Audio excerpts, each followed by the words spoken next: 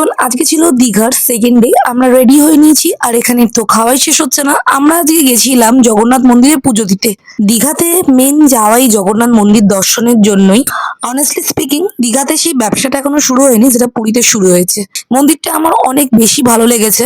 তবে হ্যাঁ, এটা তো সত্যিই কথা, পুরীর মন্দিরটায় তো অরিজিনাল ভগবান বসে রয়েছে।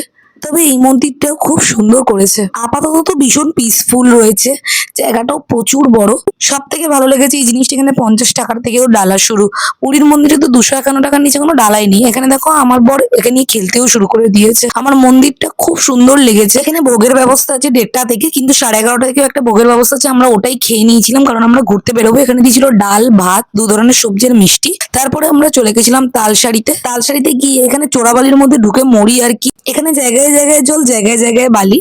তারপরে ওখান থেকে এই চৈতন্য মন্দিরটা নিয়ে এসেছিল, বাট আমি যাইনি, আমার শরীরটা প্রচন্ড খারাপ লাগছিল। তারপরে এনেছিল উদয়পুর বিচে। অ্যাকচুয়ালি আমি পুজো দেওয়ার পরে মন্দিরেই প্রচন্ড অসুস্থ হয়ে পড়েছিলাম, যার জন্য হোটেলে চলে এসেছিলাম। তারপরে আবার রেডি হয়ে বেরিয়েছি। উদয়পুর বিচটা সাংঘাতিক নোংরা লেগেছে আমার। আমরা অটো রিজার্ভ করে ঘুরেছিলাম, ফিরতি পথে অটো নামিয়ে দিয়েছিল আমাদের এই সায়েন্স সিটিটার কাছে। অ্যান্ড লাকিলি আমাদের হোটেলটা পুরো সায়েন্স সিটিটার পেছন দিকে ছিল।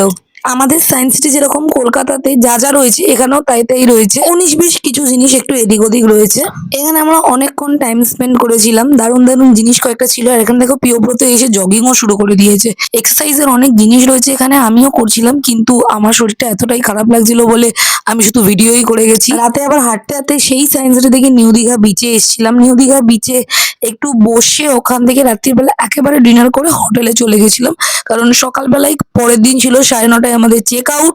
আর এখানে আমরা সকালবেলা উঠে ব্রেকফাস্ট করে নিয়েছিলাম।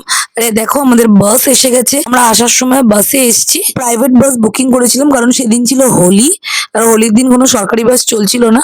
আর এতটাই শরীর খারাপ লাগছিল যে আমি সারাটা বাস ঘুমাতে ঘুমাতে এসেছি, কিন্তু বাসটা দারুণ সার্ভিস।